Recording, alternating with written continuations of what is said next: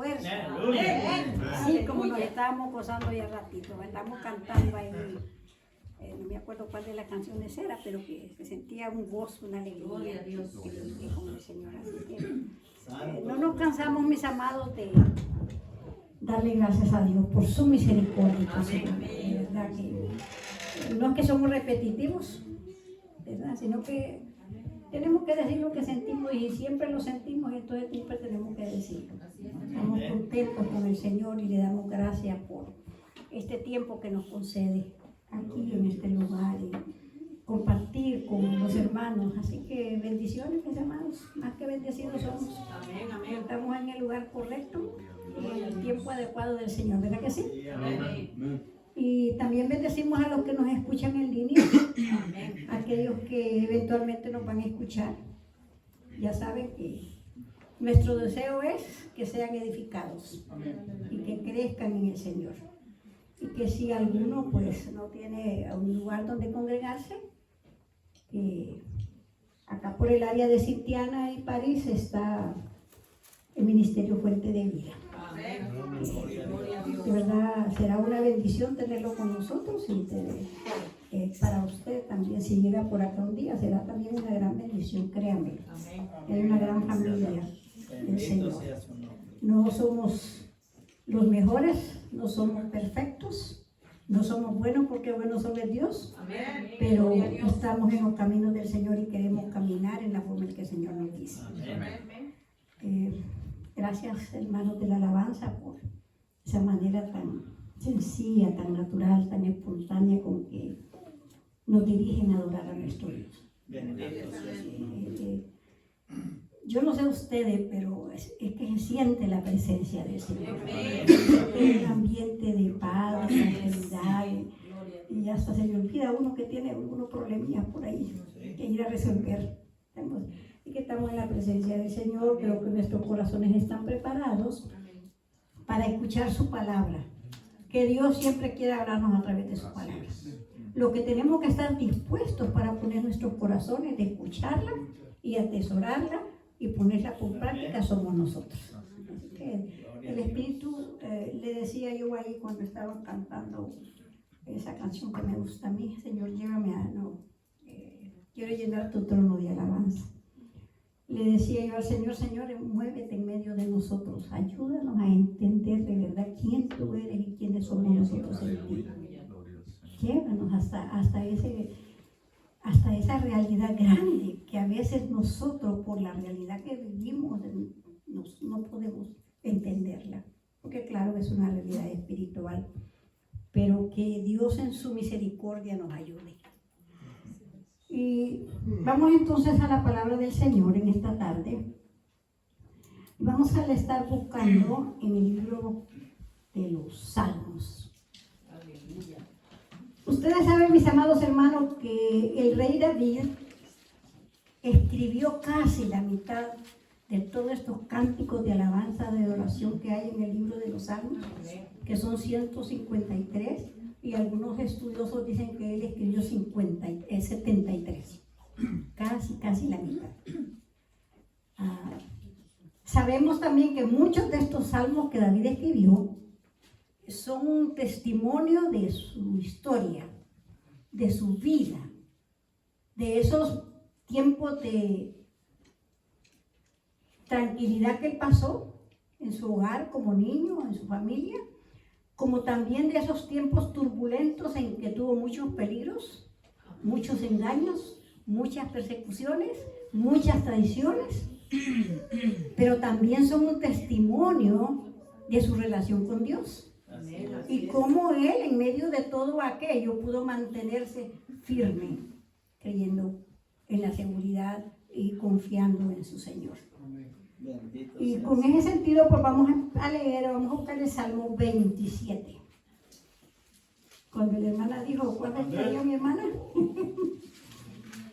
¿Cuál fue el que usted leyó? 125, ¿verdad? No, vamos a buscar 127 no, 27. Y cuando lo tengan se pueden poner de pie y me dicen a mí. Vamos a leerlos en una forma alternada. Yo leo el primero, ustedes leen el segundo y así hasta terminar y todos juntos leemos el 14. Bendito sea el Señor. Amén. Gloria a Dios. Señor, añada bendición a nuestras vidas a través de su palabra. Y dice la palabra del Señor en el nombre del Padre, y del Hijo, y del Espíritu Santo, así. Jehová es mi luz y mi salvación.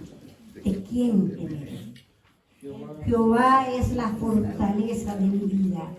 ¿De quién he de atemorizarme? Cuando se juntaron contra mí los malignos, mis aborrecedores y mis enemigos, ellos tropezaron y cayeron. Y aunque un ejército acampe contra mí, no temerá mi corazón. Aunque contra mí se levante guerra, yo estaré confiado. Una cosa es el palabra, esta buscaré, yo estaré en la casa, probando para contemplar la hermosura de Jehová y para discutir en su templo. Porque él me esconderá en su tabernáculo en el día del mal. Me ocultará en lo reservado de su morada. Sobre una roca me pondrá en alto. Luego levantará mi cabeza sobre mis enemigos que me rodean. Yo sacrificaré a su tabernáculo, sacrificio de júbilo, cantaré y entonaré alabanza a Jehová. Oye, oh Jehová, mi voz con que a ti clamo. Ten misericordia de mí. Respóndeme. Mi corazón ha dicho de ti, buscaré tu rostro, buscaré, oh Jehová. No escondas tu rostro de mí. No apartes con ira a tu siervo. Mi ayuda ha sido. No me dejes ni me desampares, Dios de mi salvación. Aunque mi padre me haga todo lo me escogeré. Enséñame, oh Jehová, tu camino y guíame por senda de rectitud a causa de mis enemigos. No me entregues a la espada de los grandes enemigos,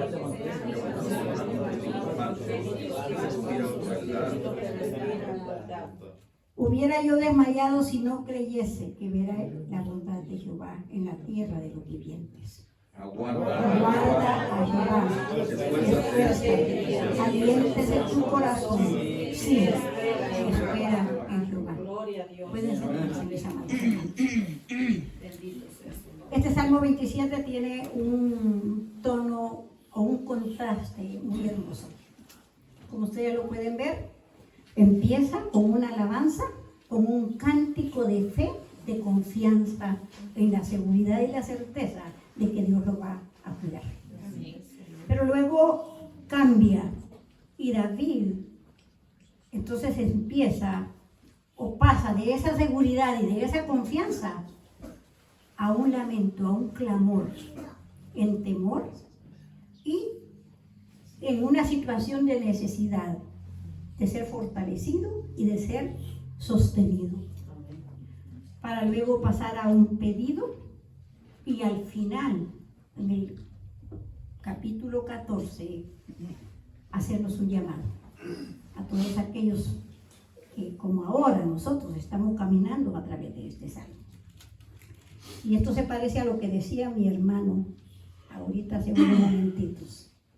Y eso es lo que me llega a mí cuando el Señor me da algo y que me pone tan inquieta y tan apresiva de algunas cosas.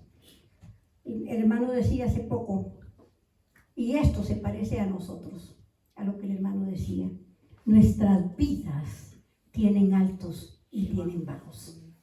Ahora, o estamos en una época, como decía el hermano, en que tenemos gozo, en que tenemos esperanza, en que tenemos brío, en que miramos que parece que la gente todo alrededor está bonita, sonriente y que todo el mundo nos ama. Y tenemos aliento y tenemos fuerza, pero vienen épocas en que tenemos desaliento, en que tenemos frustraciones, en que tenemos tristezas, en que ya no sentimos tanto brillo ni en nosotros ni en la gente que nos rodea.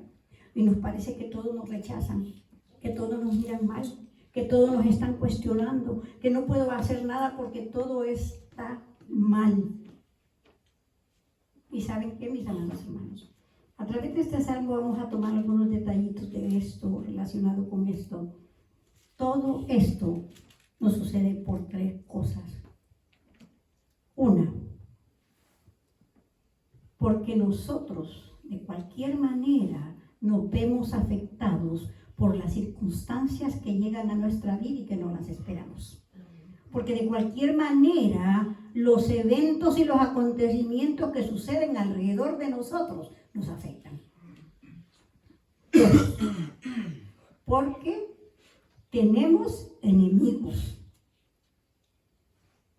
que quieren nuestro mal, que desean que no caminemos hacia adelante. Porque hay personas alrededor de nosotros que desean eso. Y hay otras personas alrededor de nosotros que son buenas, que están ahí, que quizás nos sirven, pero sus decisiones, sus pensamientos y sus actuaciones afectan nuestra vida, aunque nosotros no lo queramos. Y en tercer lugar, estamos nosotros mismos. ¿Cómo usted y yo respondemos a todas esas situaciones que llegan y que están alrededor de nosotros? ¿Cómo usted y yo enfrentamos a todas esas personas y a esas decisiones que de alguna manera nos afectan a nosotros? Y esto es sumamente importante que lo entendamos, porque este hombre que escribió este salmo lo entendió de una manera muy, muy especial y nos puede enseñar en este día algo para que nosotros reenfoquemos y enfoquemos nuestra vida frente a las situaciones, frente a nuestros enemigos y frente a nosotros mismos, que a la larga y al final de la vida a veces nos convertimos en nuestros propios enemigos. Y una de las primeras preguntas que podemos contestarnos es, usted leyó el Salmo, cómo este hombre tenía ese corazón para decirle, tú eres mi luz y mi salvación, tú eres la fortaleza de mi vida. Cómo este hombre tenía ese coraje de decir, aunque acampen alrededor de mí, yo no voy a temer. Y aunque se levante una guerra contra mí, yo estaré confiado. ¿De dónde nace y dónde se fortalece la confianza y la fe que este hombre tenía y que podemos tener nosotros y que nos va a dar la victoria en algunas situaciones en nuestra vida? Este hombre, mis amados hermanos, era hijo de Isaí. Era el menor de 8 hermanos. Era bisnieto de Boaz y de Ruth. ¿Saben? ¿Se acuerdan quién es Ruth? ¿Ya? La que le dijo a Noemí, tu Dios será mi Dios y tu pueblo será mi pueblo. Este hombre era tataranieto de Rahab y de Salmón. ¿Saben quién es Rahab? La prostituta que escondió a los 2 testigos que mandó Josué a Jericó. ¿Y están viendo cómo Dios trabaja? Una prostituta, una que no era judía, para establecer su linaje. Dios moviéndola, y así mueve su vida y mueve la mía. De igual manera, mis amados hermanos, lo que tenemos que hacer es, yo lo invito a que usted después de este mensaje se siente en su casa y empiece a analizar su vida para atrás. Este joven, desde muy pequeño, lo dedicaron entonces desde el último a cuidar las ovejas del padre. Y allí, mis amados hermanos, cuidando las ovejas, desarrolló fuerza, desarrolló un carácter firme al defender con valentía su rebaño. Y ahí, cuidando las ovejas del Padre, aprendió del tierno cuidado, de la paciencia, del amor con que un pastor cuida las ovejas. Y aprendió que aquellas ovejas posiblemente solo lo miraban y ya empezaban a mover la colita y salían por ahí detrás de él. Aprendió que aquellas ovejas, cuando levantaba su cayado, lo seguían. Aprendió que aquellas ovejas, cuando escuchaban su voz, caminaban detrás de él. Y fue allí donde él aprendió desde pequeño a ser una oveja delante de aquel que a quien él llamó su pastor. Y allí vemos el Salmo 23. Jehová es y nada. Junto a aguas me pastoreará y confortará mi alma, porque él pastoreaba sus ovejas, las llevaba donde había agua, las llevaba donde había pasto, las defendía con honda, con espada, con lo que tuviera en la mano cuando un animal quería venir a hacer su ceno, su desayuno con ellas. Entonces él aprendió a tener un corazón sumiso como el de aquellas ovejas. Aprendió a escuchar la voz y a obedecer la voz de Dios y a desarrollar un corazón humilde, sencillo, bien sensible a la voz de Dios y dispuesto siempre a someterse a su voluntad, aunque en muchas ocasiones le fallaba. Y este hombre que llegó a ser el segundo rey de Israel, que ya vimos que era antecesor precursor y anunciador de nuestro Señor, nos enseña tantas cosas, mis amados hermanos. Pero tantas cosas, jóvenes, yo los invito encarecidamente a que busquen y lean la vida de estos héroes de la Biblia.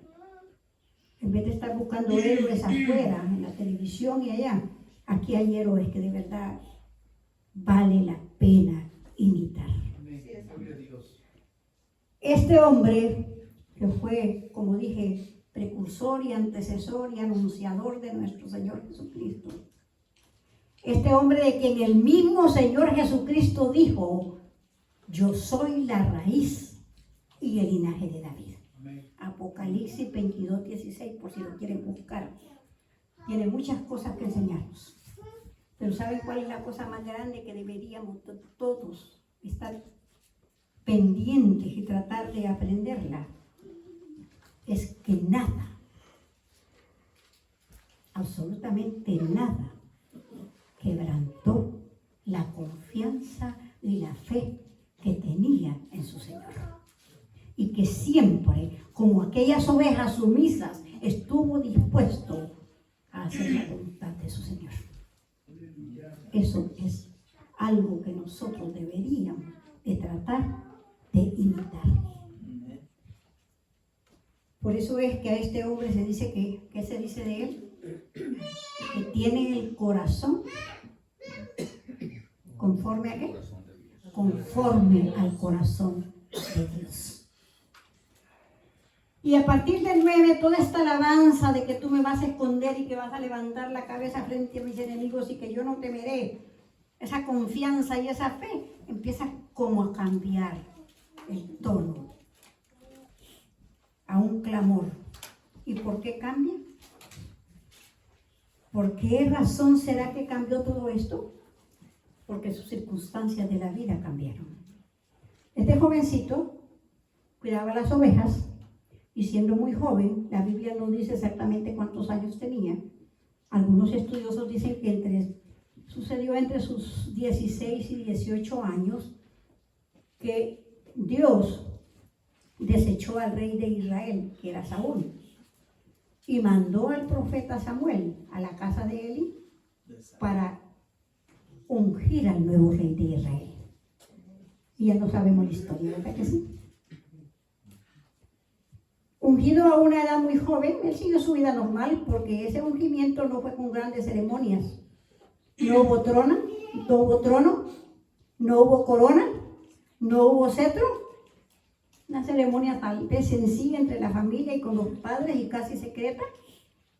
Había que esperar el tiempo de Dios para que esto se cumpliera. Y este jovencito siguió su vida normal. Pero Dios mueve las teclas en la vida de aquellos y de quienes Él va a usar. Y David, que allá en el campo con sus animalitos cuando ya estaban pastando, o quizá cuando ya estaban durmiendo, tomaba su arpa o tomaba su flauta, le cantaba al Señor, lo adoraba, lo exaltaba. Fue llamado al palacio. ¿Por qué? Porque el rey Saúl, sin tener el Espíritu de Dios, le daban crisis de nervios, de temores, de ansiedades. Y este niño fue llamado, este joven fue llamado para, con su música, calmarlo. Y todo iba bien en el palacio. Y vean los propósitos de Dios, porque Dios quizá lo trajo para que fuera viendo cómo funcionaba el palacio, cómo era que todo aquello le daba, pero vino a calmar al rey. Y ahí se ganó el cariño de muchos y de todos, llegó a ser escudero del rey. Y todo iba muy bien. Me imagino que salía contento después de los momentos en que calmaba a su rey y iba a cuidar a su rebaño. Pero en un día su padre lo llama y le dice: mira, ve allá al campo de batalla a dejarle comida a tus hermanos. Llévales alimentos. Y el muchacho va contento y llega allá y se encuentra con un gigante filisteo que amenazaba y retaba al pueblo de Israel y sobre todo insultaba al Dios de Israel. Y cuando aquel muchacho que amaba y que sabía quién era el Dios en quien había caído, escucha que están ofendiendo a su Dios, se va y se ofrece delante del rey para matar al gigante. Y la historia no la voy a contar porque ustedes ya la saben. Los premios que el rey ofrecía para quien matara al gigante eran bastantes. Y un día de estos vamos a hacer un estudio, un mensaje sobre esos premios. Y en uno de los premios estaba que la hija mayor del rey se iba a casar con el que matara al gigante. Y al matar al gigante la vida cambió. De ser un simple escudero del rey se volvió en un héroe nacional. Y su nombre resonaba por todo Israel porque mató al gigante. Y recibió los premios.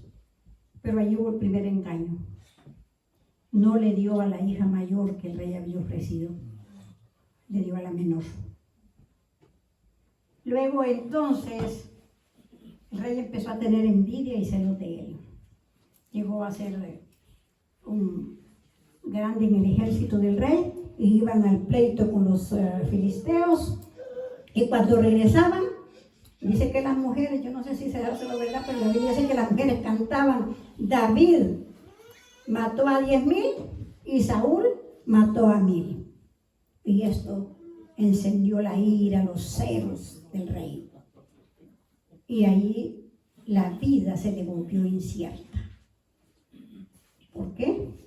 Porque la Biblia nos dice que en muchas ocasiones el rey quiso matarlo con una lanza.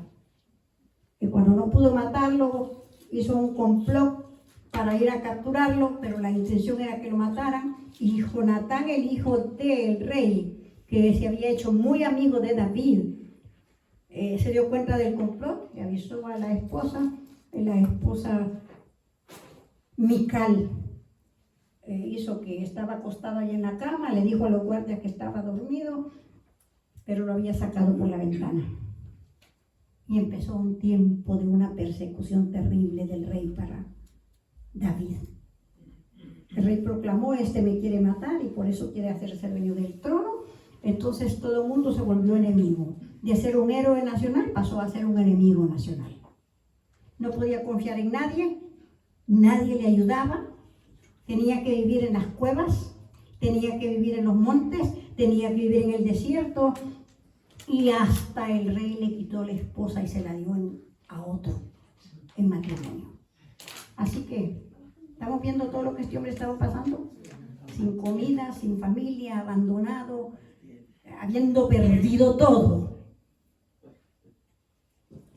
Y luego el rey detrás de él.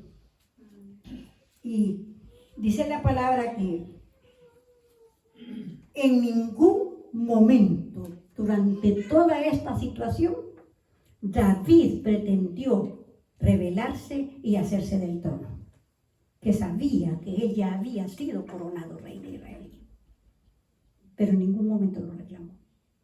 Tuvo 2 oportunidades de matar al rey, Lean la historia en Samuel, en Primera de Samuel, Segunda de Samuel y Segunda de Crónicas. En una cueva le cortó solo un pedazo de la capa, porque el rey se durmió. Dios llevó al rey Saúl a la misma cueva donde David estaba. Y solo le cortó el pedazo de la capa.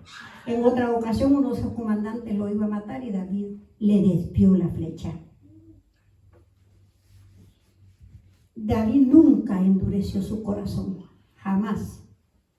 Y nunca se rebeló contra el rey. Ahí en esas cuevas, en ese monte, en ese desierto, Dios le fue mandando a otros fugitivos, a otros desechados de la sociedad y formó no un ejército, era más bien como una ganga. Y yo me imagino, miren, hay un libro precioso, es cortitito, si los jóvenes lo pueden comprar y leerlo, se llama El perfil de 3 reyes. Es maravilloso, eso cambia la vida. Ahí, toda esa gente que venían con rencores, con dolor, yo me imagino que lo miraban adorando a su Dios. Yo me imagino que lo miraban cantando a Dios y yo me imagino que David los sentaba y les hablaba de Dios. Y estas gentes también fueron cambiando y se fueron convirtiendo en personas leales y fieles a él. Y con ese grupo de gente, David empezó a defender a los pueblos y a las aldeas que estaban por ahí, que venían los filisteos y los pueblos y le robaban la comida y le robaban el ganado, a cambio de que esas aldeas y esas ciudades le dieran a él comida y le dieran grano para mantener a su gente y mantenerse él. Y era tanta la persecución de Saúl que el sacerdote Ahimelech le dio en cierta ocasión comida a David. ¿Y saben qué sucedió? Mataron al sacerdote. La Biblia dice que mataron 80 sacerdotes más con él, que agarraron y arrasó Saúl con todo el pueblo de ese sacerdote. Niños, jóvenes, hombres, mujeres, ganado, todos lo arrasaron. ¿Pueden medir el odio que este rey tenía por este hombre? Y el hombre, pudiéndolo matar y no lo hizo, pudiendo reclamar un reino, no lo hizo. Por eso es que lo vemos aquí en el 7, que en vez de ponerse a pelear y a luchar, pues se va y le dice: óyeme, Jehová. Pueden buscarlo si quieren ahí.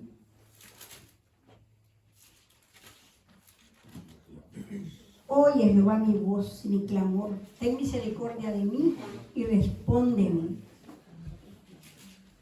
Oye, 3 versos. Oye, ten misericordia, respóndeme. ¿Cuántas veces usted le ha dicho al Señor: Señor, óyeme? Señor, respóndeme.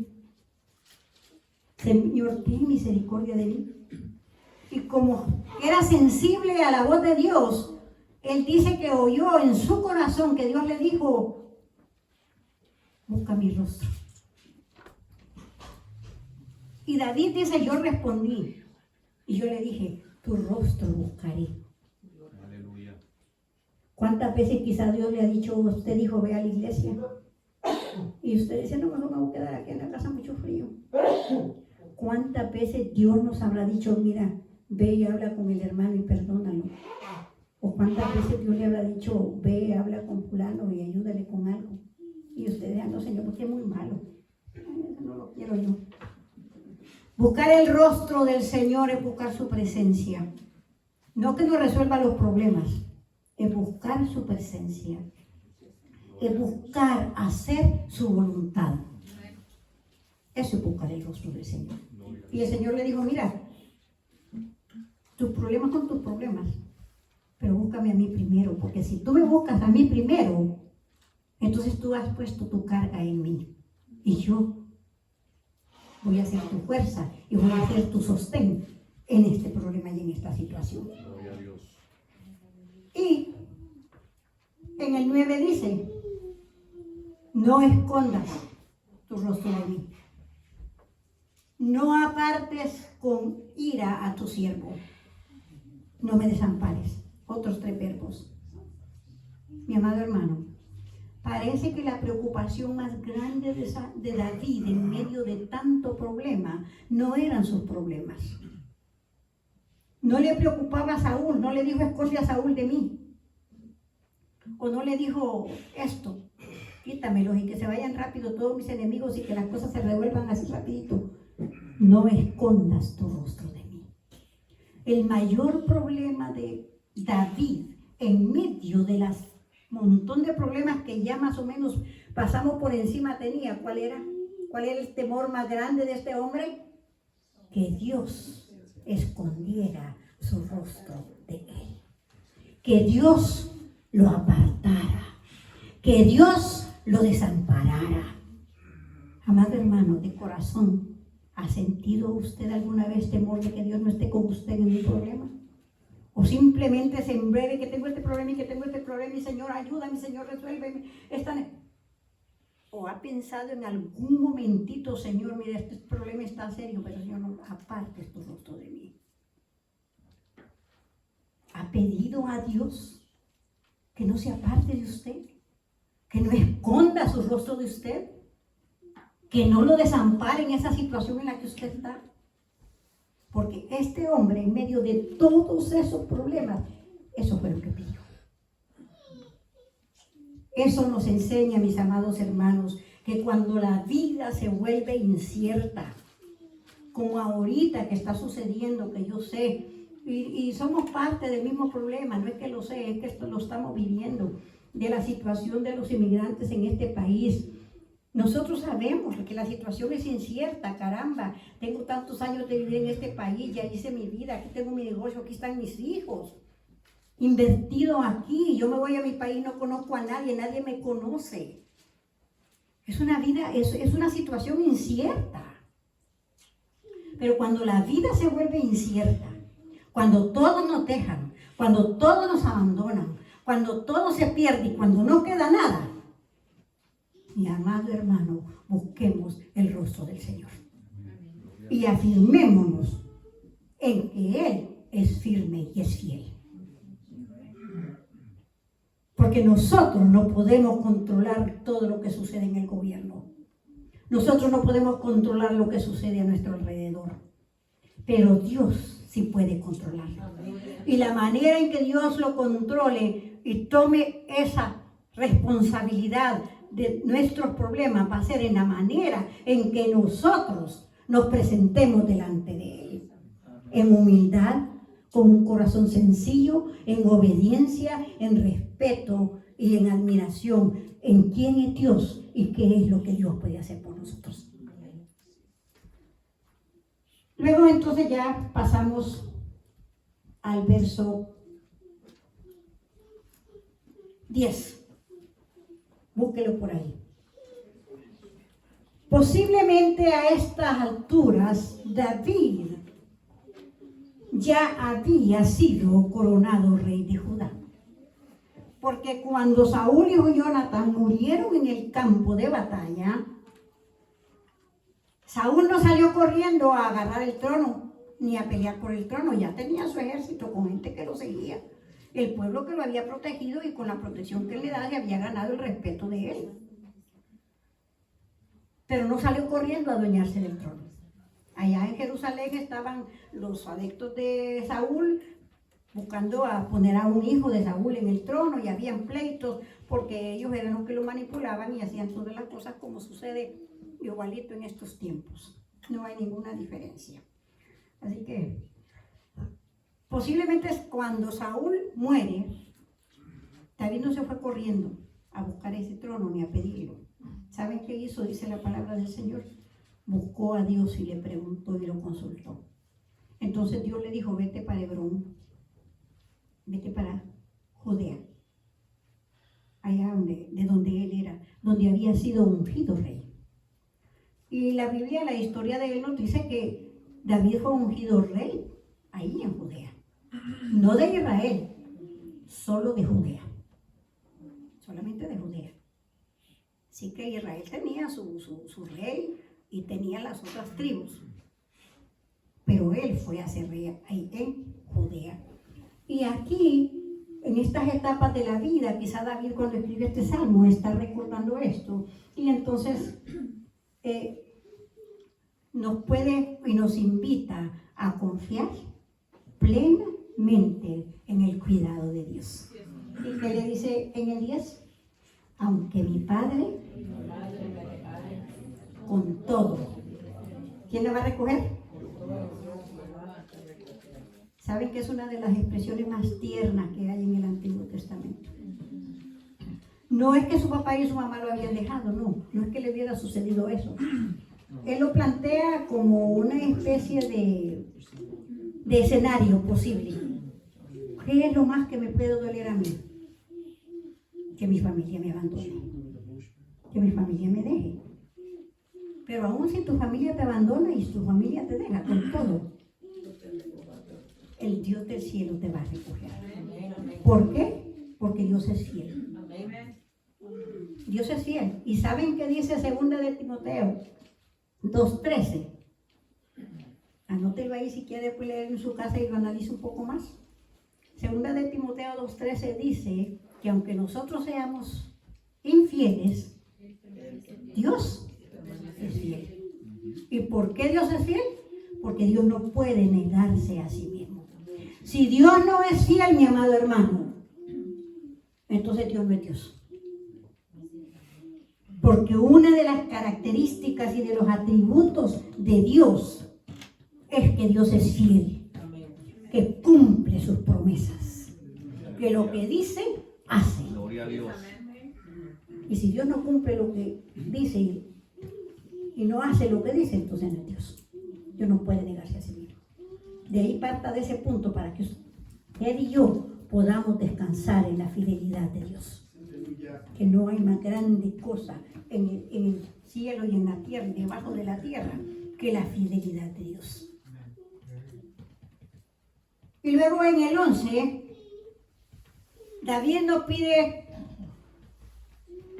por lo menos en este salmo, no pide que Saúl se muera o que sus enemigos se desaparezcan. David pide 2 cosas. Enséñame, oh Jehová, tus caminos. Y luego dice, guíame por sendas de rectitud. ¿A causa de quién? De mis enemigos. Y aquí hay una enseñanza bien fuerte, mis amados hermanos, para nosotros.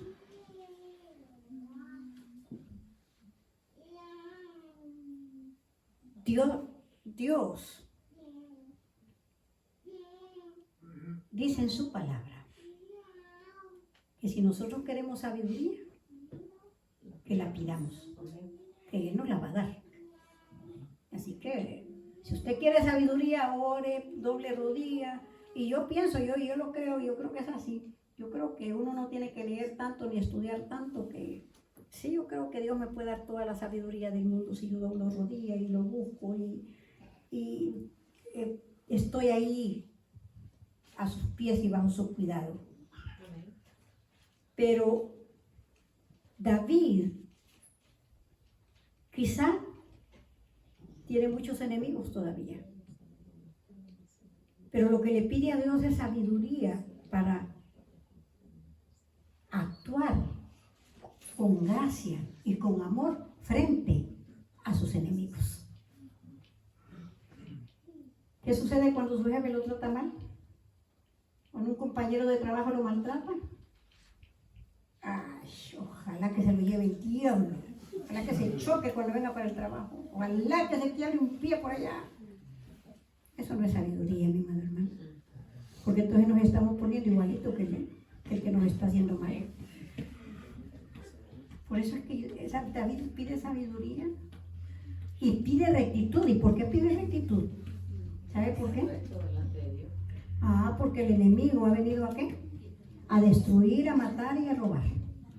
Y los enemigos, y David los conocía muy bien, estaban dispuestos a matar y a hacer todo por sacarlo del mapa.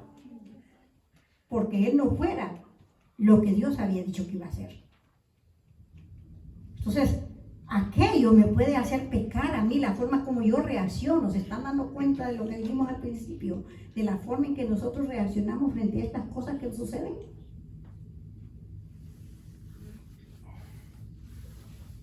Si un esposo o una esposa decide dejar a su esposo y ya no quererla más, aunque usted lo quiera. ¿Puede controlar usted esto? Si un hijo decide rechazar a sus padres o un padre decide rechazar a sus hijos, ¿podemos trabajar nosotros en esto? Yo no puedo controlar lo que piensa aquel y lo que hace el otro, pero sí puedo controlar lo que yo voy a hacer y cómo yo voy a reaccionar. Porque muchos están en las cárceles, precisamente porque no han pensado eso, porque se dejan llevar por el deseo, de venganza, la furia, la cólera, y no controlan sus sentimientos y sus emociones. Y nosotros tenemos ejemplos. ¿Qué sucede con el padre del hijo pródigo? Cuando lo seguía esperando y lo seguía esperando a que el muchacho no venía. Y cuando lo vio, ¿qué le dijo? No le dijo, mira, me gustó que te hayas ido, ¿verdad? Me gusta cómo vienes. Ojalá te hubiera ido peor. Y estás aquí porque como ya te gastaste todo y te comiste todo, no. Espero que hayas aprendido. ¿Así lo recibió? Si un hijo me trata mal, o un esposo me trata mal, o un hermano me trata mal, o en el trabajo me trata mal, o el jefe me mira mal, ¿puedo yo como cristiana reaccionar de la misma manera que él me está haciendo a mí? No, 1000 veces no. Por eso es que este hombre le está pidiendo a Dios que lo guíe por caminos de rectitud para no cometer los mismos errores que están cometiendo con él. ¿Somos nosotros así? Gloria a Dios, espero que sí. En el nombre del Señor. Y espero que sí. Porque estas cosas nos cambian, mis amados hermanos. Y yo les soy honesta y sincera. Y no me gusta andar dando testimonio de uno mismo. Pero solo les voy a decir para ejemplo, para las damas. Yo estaba cocinando en la cocina y oí a mi esposo. Tenía la lavadora con ropa puesta, el mopeador en medio de la sala porque estaba mopeando, los baños a medio limpiar porque los estaba limpiando. Había trabajado 8 horas fuera de mi casa, tenía todavía que ir a la iglesia y al seminario a las 6 de la tarde. Y oí a mi esposo hablando por allá con la otra querida, diciéndole que ya en 2 horas o en 3 horas iba a irse a verla con ella, a comerle la cosa. Y yo, mi hermano, por la gracia de Dios, ya después de que era cristiana, seguí cocinando, seguí limpiando, terminé de hacer lo que quería hacer, le serví su comida, me reí con él, platiqué con él y me pude ir a mi trabajo tranquilamente y a mis clases. Dios obra, mis amados hermanos. Esto no son cuentos, esto no es mentira. Dios es real. Yo sola nunca hubiera podido cambiar a esas actitudes. Dios cambia la vida de nosotros, créame. Así es. Y esto tenemos que tener mucho cuidado de nuestras reacciones frente a las circunstancias y a las cosas y las reacciones de las otras personas que nos rodean. Y en el 12 dice, no me entregues a la voluntad de mis enemigos porque se han levantado contra mí y tengo muchos testigos. ¿Sabe, mi amado hermano?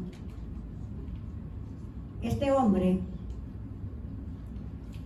cuando ya era bastante mayor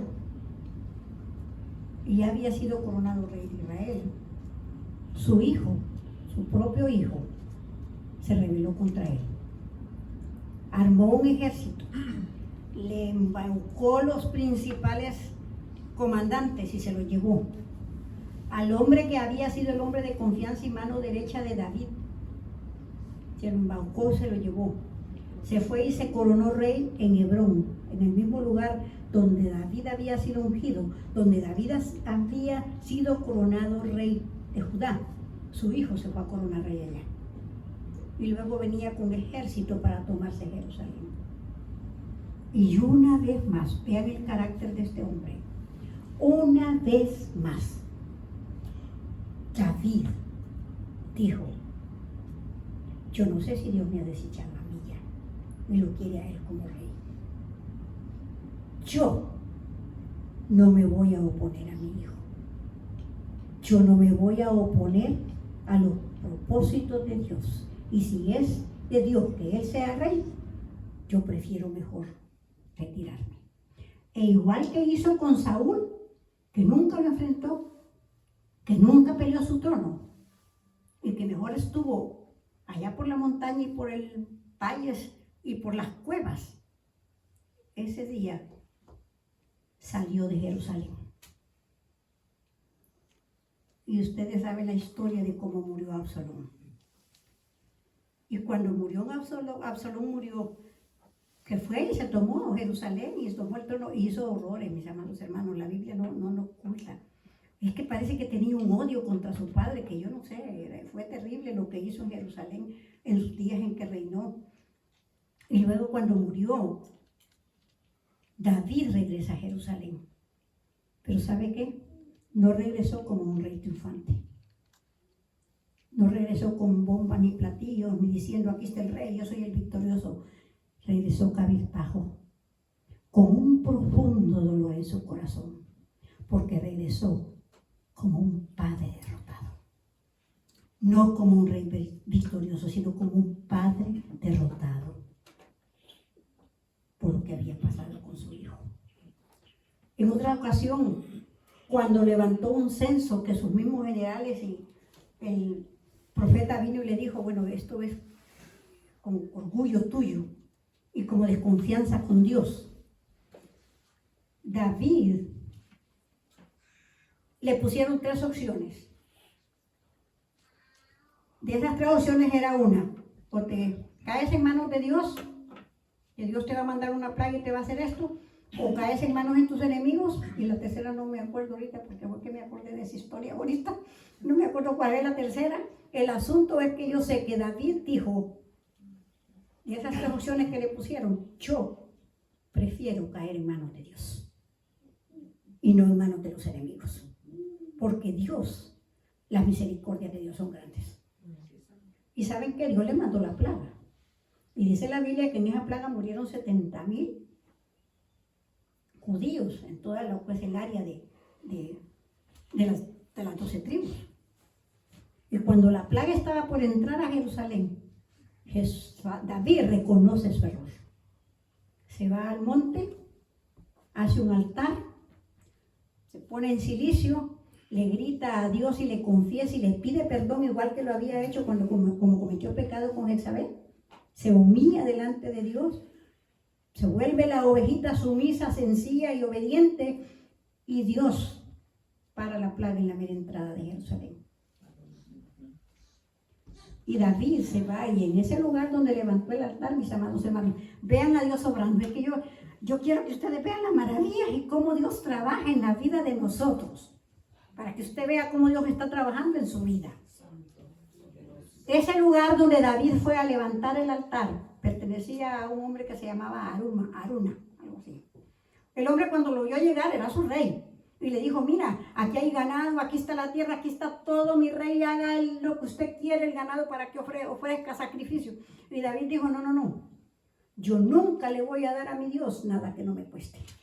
Así que te lo compro. Y en ese lugar donde David levantó ese altar, ¿sabes dónde era? El monte de Moria. ¿Y le recuerda algo el monte de Moria? Allí Abraham iba a sacrificar a su hijo. Y fue ahí donde el hijo de David, Salomón, años más tarde construyó el templo. ¿Se están dando cuenta cómo Dios trabaja en la vida de la gente? Y terminamos. El número 13. Aquí en el número 13 y 14 hay una confesión. En el 13 hay una gran confesión de fe, mis amados hermanos. Una confesión de fe tremenda, que ojalá que nosotros la pudiéramos hacer. Yo me hubiera perdido en el mundo si no fuera porque Dios me encontró. Y David dice acá, si no hubiera yo desmayado, si no creyere que veré la bondad de Jehová. Si yo no supiera que Dios es bondadoso, que Dios es misericordioso y que Dios es bueno, yo me hubiera desmayado. Y el que se desmaya, ¿qué le sucede? Se cae. ¿Verdad que sí? Que se desmaya, se cae, se rinde, se entrega. Y oigan esto, y ustedes me van a dar la razón después de todo lo que venimos hablando. si esta confesión de fe que este hombre hace no tiene razón. Cuando David fue ungido rey, la Biblia no lo dice, yo lo digo por los estudiosos, pero no lo afirmen si ustedes lo repiten. Supuestamente estaba entre los 16 y los 18 años nomás. Pero la Biblia sí me dice algo. En 2 de Samuel 5:4, y búsquenlo para que vean que no les estoy hablando yo cosa de María. 2 de Samuel 5:4, ¿qué dice? Era David de 30 años cuando comenzó a reinar y reinó 40 años. Ok.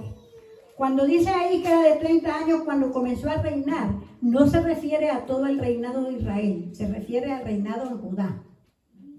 En Crónicas y en otro pasaje de Samuel lo dice claro. Cuando empezó a gobernar en Judea era David de 30 años. Si fue ungido a los 17 años, ¿cuántos años habían pasado? ¿Cuántos años había esperado en Dios? Sin miedo, díganlo. 13 años. Si hubieran sido 17 de años y 16, 14. 13 años en el campo, en el monte, en las cuevas, perseguido, solo, angustiado, sin comida. ¿Hubiera esperado usted 13 años para algo, mi hermano? Con paciencia y con fe. Para Judea. Después dice, ahí mismo, si lo seguimos leyendo en el 5:4-5, que gobernó 7 años y medio en Judea. Ya había esperado 14 años después de que fue ungido para ser rey de Judea. Siendo rey de Judea, gobernó 7 años y medio. ¿Cuántos años eran? 13 y 7. 20, 21 y medio, porque eran 6 meses, ¿verdad? Vamos a calcular. 21 años, póngale 21 años. Para ser rey de Judea. Todavía no de Israel. ¿Cuántos años tenía entonces cuando fue electo rey de Israel? 37 años. Porque si tenía 30 años cuando fue rey de Judea y gobernó acá 7 años y medio, pues tenía 37 años y medio. Cuando al fin fue coronado rey de Judea. ¿Están viendo cuánto tiempo esperó este hombre para ser coronado rey? Para que la promesa de Dios se cumpliera, para que el hecho de que Dios lo había llamado se cumpliera. 20 y pico de años. ¿Usted cree que ahora que a alguien lo ungen rey o lo nombran rey se va a esperar tanto tiempo? Bueno, no sé, es posible. Todo es posible en el Señor, pero a veces nosotros, amados, no queremos ni esperar al hermano que me dice, hermano, voy a llegar a media hora. Y cuando pasan las 5 minutos, ya, este hermano es irresponsable. Ya, no, caramba. Dijo a las tantas horas y no ha llegado. La hermana me dijo que en 4 días me iba a contestar y mira, han pasado 2 días y el teléfono no suena y no me contesta. Ni la vuelvo a considerar. Para nada, no responde. 20 y pico de años esperando para que una promesa se cumpliera. Sin reclamar, sin pelear, sin exigir, simple y sencillamente confiando, esperando en la bondad y en la fidelidad de Dios. Esto es tremendo. ¿Y saben qué fue lo primero que hizo David? Esta historia está bonita. ¿Saben qué fue lo primero que hizo David cuando fue coronado rey de Israel? ¿Alguien lo sabe? Le habían quitado a su esposa, ¿verdad? Lo primero que hizo hacer cuando fue coronado rey de Israel, ir a reclamar a su esposa Mical. ¿Cuántos años también tenía en el corazón aquella? O sería dudo, sería amor por aquella mujer. El asunto es, mi amado hermano, que después él mismo la desechó. Y vean el carácter de este hombre, es que es increíble. ¿Por qué la desechó? Porque lo vio danzando y saltando y alabando a su Dios de Israel. Y la mujer se rió de él. Y porque se rió de él, se estaba riendo de su Dios. Y la desechó para siempre. Gloria a Dios. Es increíble, mis amados hermanos. Y este hombre, cuando no hayamos salida, cuando no tengamos nada donde recurrir, cuando todo se haya terminado y cuando todo se acabe, mi amado hermano, busque el rostro del Señor. Y termine, y con esto terminamos, el verso 14, y quiero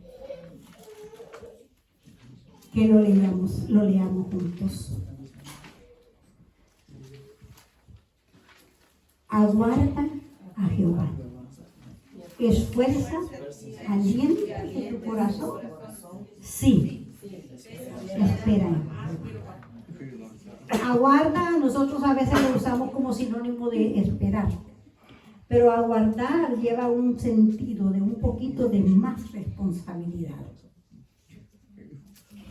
La espera cristiana, sea lo que usted esté esperando, que su hijo se convierta, que su esposo se convierta, que su familia se convierta, o que París se convierta, que Cintiana se convierta. La espera cristiana no es pasiva, es una obediencia firme, constante y permanente en el Señor. Esfuérzate. Si queremos lograr lo que hay en nuestro anhelo y en nuestro corazón y que es de Dios, esforcémonos. Hermanos, pongamos de nuestra parte. Actuemos intencional y deliberadamente en lo que queremos con Dios. ¿Quiere crecer en el Señor? ¿Quiere que Dios esté, no lo abandone? ¿Que no lo desampare? ¿Que no lo deseche? Hermano, búsquelo. Busque su rostro. Ore. Lea su palabra. Estudie su palabra. Hágase amigo de personas que le hablan cosas que lo edifican, que lo ponen bien. No se vaya a hacerle caso al mundo. El mundo es enemigo de Dios, mi amado hermano. El mundo, todo lo que haya, no todo, perdón. La mayor parte de las cosas del mundo son contrarias a Dios. Y la amistad con el mundo es enemistad con Dios. Y si yo sé que haciéndome amigo de aquello me voy a hacer enemigo de mi Dios, hermano, no lo haga. Trate de mantenerse firme, esfuércese. Aliéntese su corazón. Anímese usted mismo. Cuando usted esté, que se sienta abandonado, que nadie lo quiere, que está solo, que está triste, que tenemos estas situaciones, que tengo este problema. No es que no se las quiten, no. Mire, eso no se le va a quitar. Pero cuando usted se sienta de esa manera, corra delante de su Dios. Corra, búsquelo. Hermano, esto es real, esto es verdadero, esto no es un cuento, esto no es un chiste, lo hemos vivido, lo vivimos, lo sentimos. Estos hombres vivieron eso y por eso nos lo dejaron aquí. Hagamos historia nosotros. Hagamos historia con Dios. Pongámonos en el plano de decirle, Señor, yo quiero hacer historia contigo. Quiero que tú hagas conmigo lo que tú quieras hacer conmigo. Y yo sé que yo voy a hacer historia. Y por último, mi hermana, aliéntese ese corazón, ¿verdad? No se anime, no se desanime. Si está animado, cante. Si está triste y ganas de llorar, ore. Si no tiene qué comida, va a donde un hermano que se la va a dar. Y si se la niega, bendígalo. Y vaya donde otro, que el otro se la va a dar. Así es, hermano. Yo no tengo por qué enojarme con nadie porque no me quiero, porque no me dejo, porque me trate mal. No. Lo que hago es orar. Dios bendiga a la gente por ahí, porque la gente no sabe ni lo que quiere. Así que este es el mensaje. Gloria a Dios. Hemos aprendido de David que nada quebrantó su corazón. Y si usted lee la historia de David, lea ese libro que le digo, usted se va a ver aquel David, el mismo jovencito que aprendió a hacer una oveja sumisa, es el mismo que termina al final. Cuando pidiendo la dirección de Dios, buscando la dirección de Dios, haciendo lo que Dios decía. Y no es que fue perfecto, un montón de veces pecó, pero se me arrepintió delante de Dios y Dios lo escuchó. Así que Aleluya. la verdadera fe no niega el dolor. La verdadera fe no niega las lágrimas. La verdadera fe no niega el temor. Tenga miedo, llore, vamos a sufrir porque vamos a sufrir. Pero mi amado hermano, la verdadera fe nos enseña que hay un Dios que es fiel. Y que aunque yo no le sea fiel, Él es fiel. Porque Él no se va a negar a sí mismo. Bendito sea Dios. Busque, clame, confiese, espere en el Señor. Y vamos a adorar. Le da nuestro rostro. Amado Dios, Señor y Padre Celestial. A veces nos tengo que hasta pedirte perdón, mi Dios. Te bendecimos. Porque a veces nos sentimos hasta como inútiles, oh Dios, de algunas cosas que tú nos das y nos revelas, y a veces no tenemos ni la capacidad, Señor, de poder decir y hablar de estas cosas como tú nos lo has pedido, Dios. Señor, abre nuestros corazones, nuestra vida.